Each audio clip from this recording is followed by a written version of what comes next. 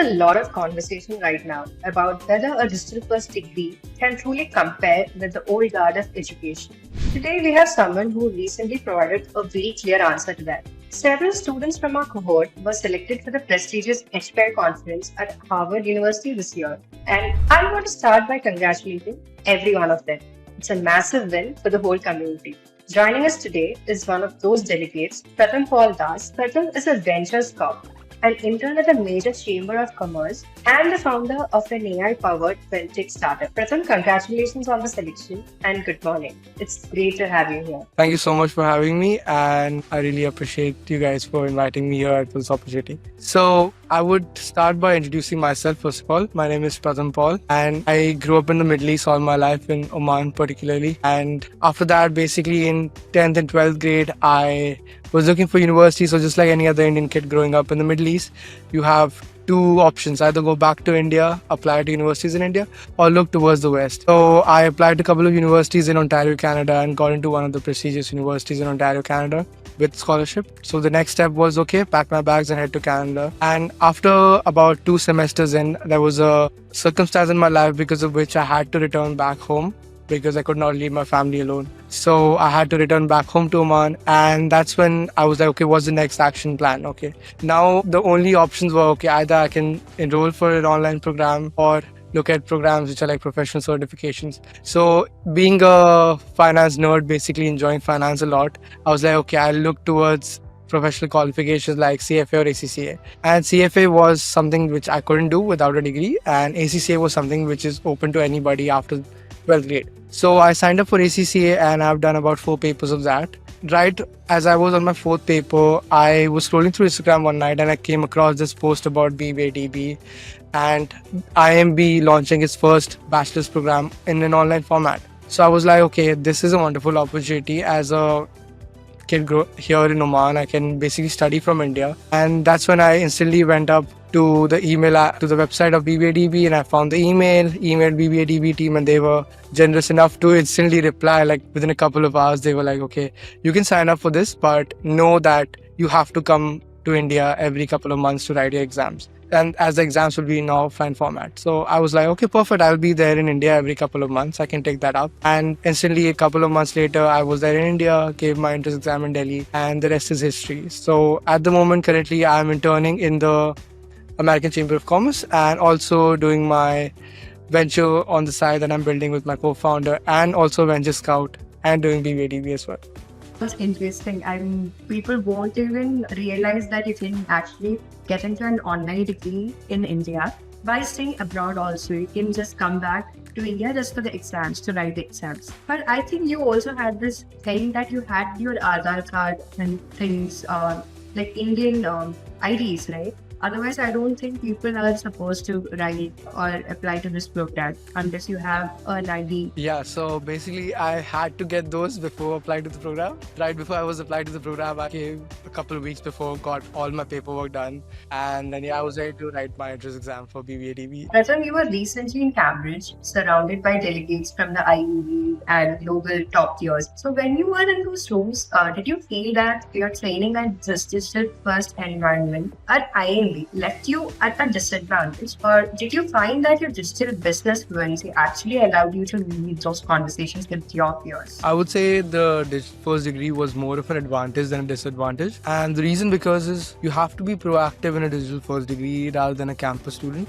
And being proactive means you have to ask the right questions, put yourself out there, more of a hustler mindset than sitting back and relaxing, because in traditional campus environments you kind of almost get a spoon fed every time. Like you get things right to you. And I think at the HPAIR conference, if you were not asking the right questions, being out there, you really weren't being in the spotlight and weren't getting the best out of the conference. So like for example, at the HPAIR conference, we had a thing called Impact Challenge. Being in the BBADB program, the entire program was so structured in the last 4 semesters that it made me think in a more of a strategic sense, in a systems thinking way. So when this problem was presented to us and my team, basically there were 4 of us, it was almost like, okay, I have to now kind of zoom out and think about this problem from a macro perspective rather than just deep diving into this. And because BBA DB has already conditioned me in a way that I have to think in a more of a macro environment, think about systems as a whole, I was more of, okay, I have to be out there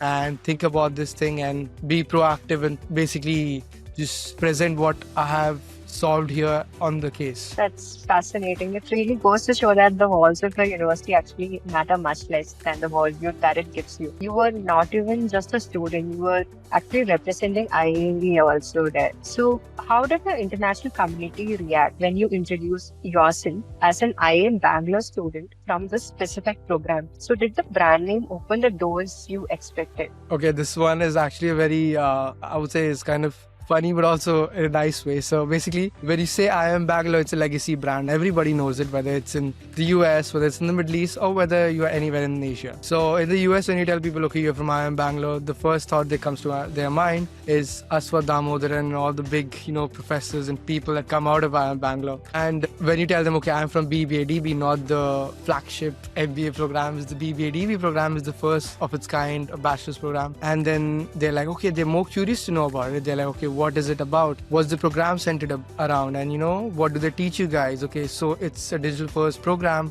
So how do you guys manage your studies? Whether you guys have options to go on the campus, and what sort of exposure do you have? Is it similar to the MBA guys? Is it similar to the MBA batch, or is it not similar to the MBA batch? That's a pretty interesting one.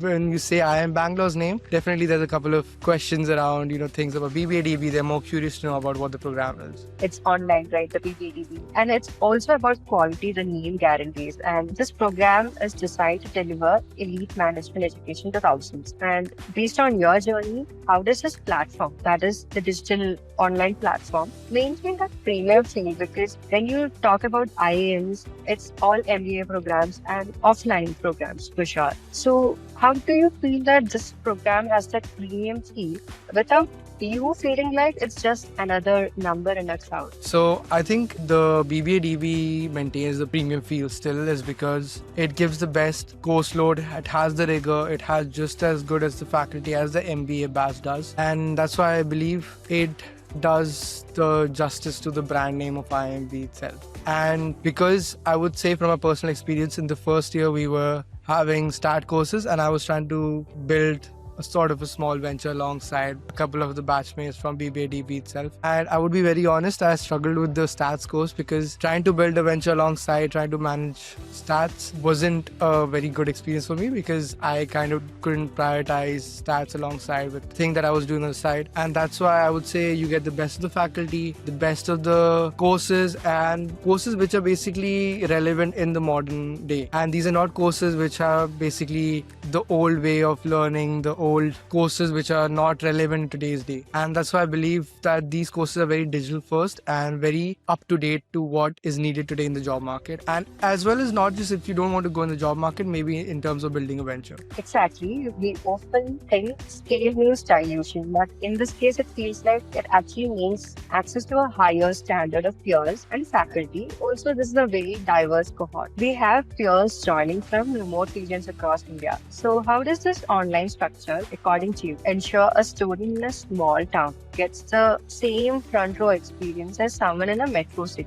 Okay, so this is actually a very interesting question because it kind of coincides with also what I'm interested about in life in general. So one of the main focus I believe that I have down the line when I try to do something of my own is kind of democratize opportunities for everybody across the scale, whether that person comes from a tier 3 city or whether they come from a metro city like Mumbai or any bigger city. So I would say it kind of gives you the front row opportunity even if you're from a tier 3 city, is because you get access to the same opportunities, you get access to the same faculty, and just as a kid from, let's say, Mumbai or Delhi, you get the access to the same faculty and the same course structure, everything. And it is just about you putting in the effort, trying to be out there. And if you put the effort and be proactive rather than being lazy about it, if you be out there, I think you can really get the benefit and the most out of this program. I think this is the true power of this course also, because it's the ultimate equalizer, you can say. And geography is no longer a barrier to an IIM education. because that was the myth that everybody had, and now IIMs are breaking the whole myth that surrounds all these education that top tier colleges have. There is a misconception on LinkedIn and Reddit that digital means easy, and you have navigated the heavy year one stats and economics modules. How would you describe the actual scholarly rigor to someone who can just coast through, who can just pass the exams because it's just an online degree? Okay, so this one is interesting because a lot of talk has been going about this on social media and stuff like that. So I would say in terms of the scholarly rigor, as you said, it's about the same, almost I would say at the same level, if not more. I'm not particularly sure about the MBA batch and their rigor. But if not the same, maybe a little bit lesser, but it is up there, definitely. More than the traditional BBA and BMS and all those BCom programs. So a lot of times people, when they say, oh, BBA, it's very easy to them. But I would always call BBA DBE one of those programs which has a maybe equal opportunity to getting in, but definitely a higher bar to exit, if I would phrase it that way. And if you want to be successful in this program, it's not just like any other BBA program. And definitely to the coming batches, I would say take your year one stats very seriously.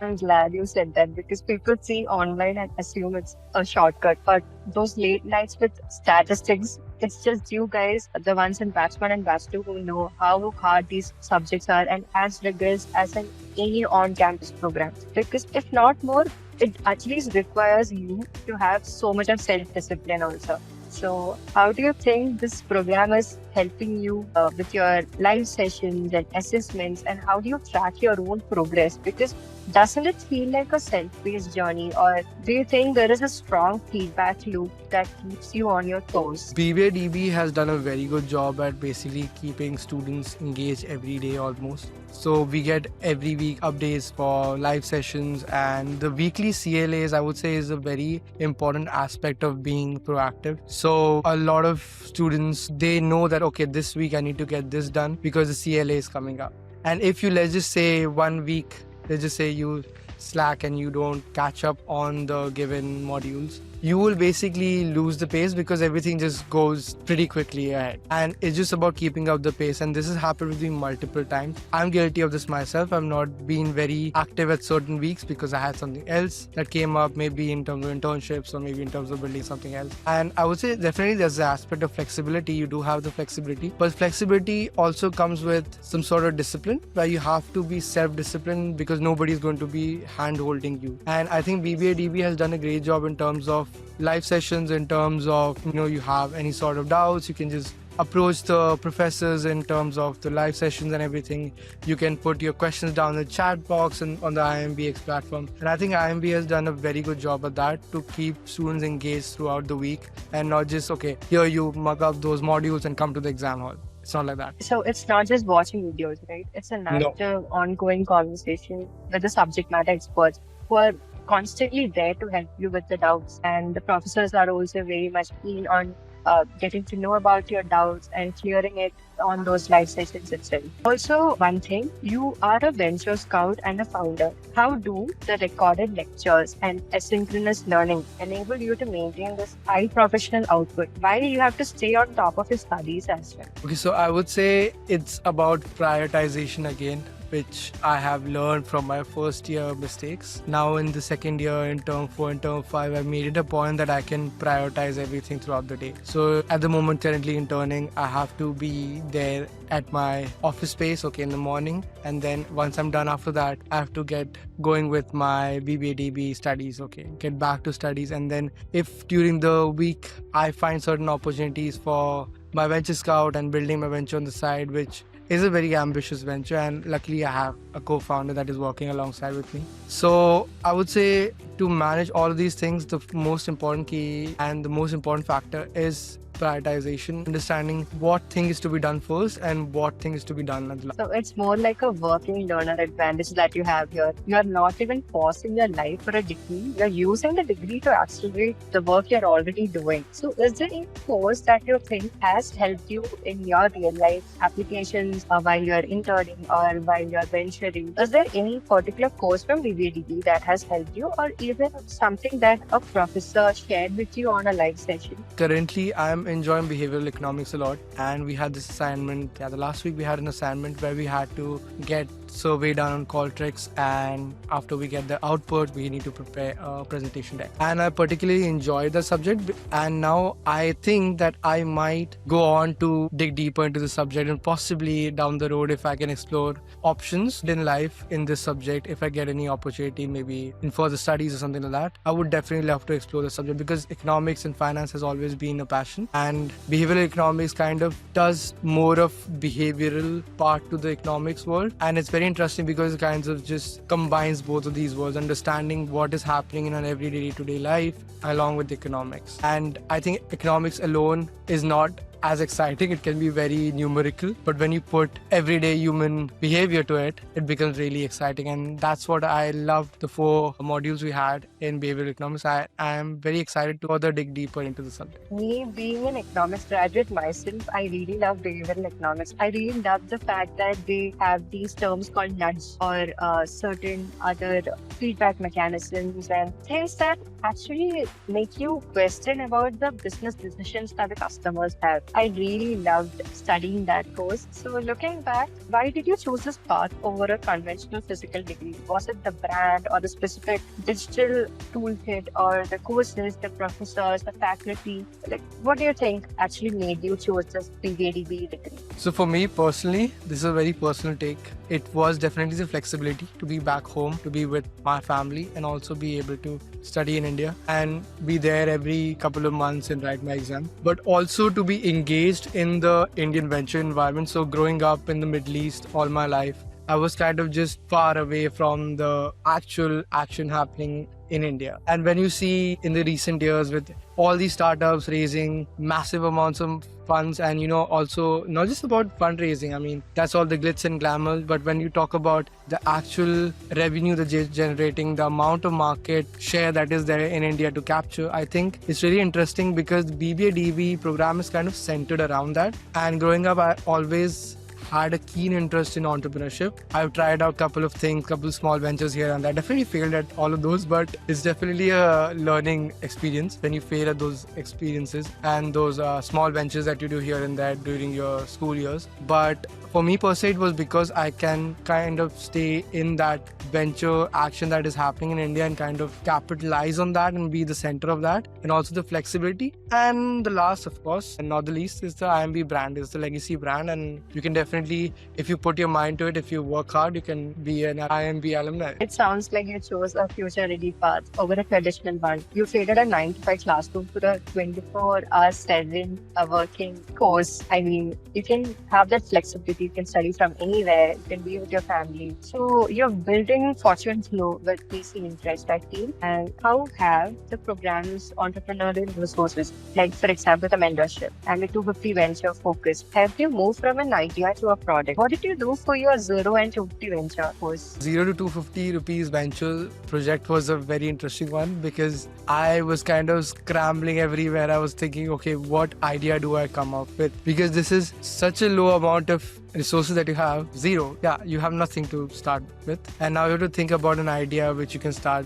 without anything. And at that moment, I was thinking of ideas which you can start without any resource. And that first thing was obviously a digital marketing or a digital platform that you can leverage. And for me, it was about, I ran a digital marketing experiment along with a friend of mine. So I was fortunate enough to have a friend in India who has a startup. So I was helping him for his digital marketing goals and basic analytics and stuff like that. And it was basically a very small stint and a small glimpse into the world of entrepreneurship. And that one project gave you a small glimpse into it. Once you really take passion into it and really try to dig deeper into it, you'll really understand there's so much more to it. And it's definitely a wonderful experience. Most students wait until graduation to start a business, but here the program acts as your incubator while you're still in the classroom. Skeptics say you can't build a network online, yet you have built a startup with your classmates. How do learning pods and student-led cells replace the traditional campus vibe for you? Has it helped helped you? Like, for example, the academic, media, and partnership sense, and the learning pods associated with academic sense. Academic Cell has been a huge lifesaver, especially in the last semester. So in the last semester, I had a few subjects that I was lagging behind and kind of didn't catch up on the last week of revisions. And Academic Cell basically published all sorts of notes, and then we had these academic pods where you can learn with your peers. So learning from peers is one of the biggest advantage, I would say, here in BBA DBE. And one of the most important factors in BBA DBE program that I particularly like is because you get motivated by your peers. So there's so many students who are doing wonderful things in this program, which is exceptionally inspiring when you see and when you interact with these people. And there are a couple of students who are doing ventures that are backed by NSR Cell and other incubators, and that's something that inspires me a lot on a day-to-day basis. And then these academic pods and the academic cell that help you when it comes to your final exams and your CLAs, and throughout the journey helping you, okay, there's this to do, there's this to do, there's assignment to do, and they keep you on your toes as well. So it's basically peers kind of helping each other. So you have the support from faculty, but you also have support from your peers itself, kind of motivating each other. So what would you say to an aspirant who's hesitant to join this online degree? Like, what is that one hidden truth about this journey they need to know? A person on the edge of signing up for this degree in the coming batch applications that are coming up for this year, I just have a few things to say. So the most important is, if you're on the edge signing up for this degree and trying to enroll yourself, I would say it's not a traditional BBA. It's not one of those BBA that you hear about every day. So first of all, you're getting the best faculty from IIMB, of course, needless to say, and also the legacy brand that's behind you. That's going to open so many doors if you use it the right way and if you know how to make the most of it. To a person who wants to sign up but is hesitant, I would say learn about what this program is. So go over the courses, understand what the courses are, and if you have any questions, you can contact the current students as well. And the BBA DBE teams, they're always there to answer your questions and stuff like that if you have any questions about the degree, as they did mine when I had a question about signing up for this program. And the office is always open. They can ask any question about the program. And the most important thing is making the most out of it is being proactive. So you cannot be lazy and not expect to make the most out of it. Sorry. If you want to really do justice to the IIMB brand, you have to work like you're an IIMB. So before applying for this course, you also might have had certain doubts, right, about the program. You might be hesitant. You might have wished somebody could have answered those questions for you. So is there anything that you would like to tell the future aspirants about this program that they should be knowing and they should go for it? The question that I had in mind was, are we going to get the same level of, at least kind of similar level of the academic rigor and the courses that the MBA batches get? Or is it going to be a very laid back online environment? So that was one of the doubts that I had. But knowing, of course, the IIMB brand and everything, I was like, they're going to do, of course, very much above the levels of what my expectations are. And pretty much it did. I would say, if you're serious about building a venture, if you're serious not just about building a venture, but about entering the space of venture capital or any sort of entrepreneurship related, some sorts of business related domains. Particularly, I'm pretty interested in the domain of venture capital and private investments and the whole sorts of thing from early stage to growth stage. And this degree has definitely opened a lot of doors for me in that terms. And it's just about basically how you network with the faculty, how you network with the students, everybody around you. In a similar way, you have to kind of take that initiative and go about it. And if you're serious about doing something in those domains, definitely sign up for it. How does your day-to-day life look like? Because you're juggling a lot of things, right? So how does your day look? Okay, so at the moment, every morning I'm at the office interning at the current firm that I'm interning at. And usually I get done pretty quick saying, okay, I'm an intern, I have my courses well to manage. So I get done with that, an excuse to leave early. And then I come back and immediately on to my studies with BBA DBE and complete my weekly modules and just, make up small notes that I can come back to once the exams approach, at least about a month near, and also complete my CLAs if anything is there. And after that, basically, I am pretty much involved in sports and everything. So if in the evening I have anything planned up for sports or anything like that, then I am there with my people that I know who play those sports in the area and the city. That's actually a perfect note to end on. It's about looking past the noise and focusing on the outcomes, right? So thank you for being so candid, Pratham. Your journey is proof that for those with the drive, the future of education is already here. Thank you so much. Thank you so much for joining. Thank you so much for this opportunity.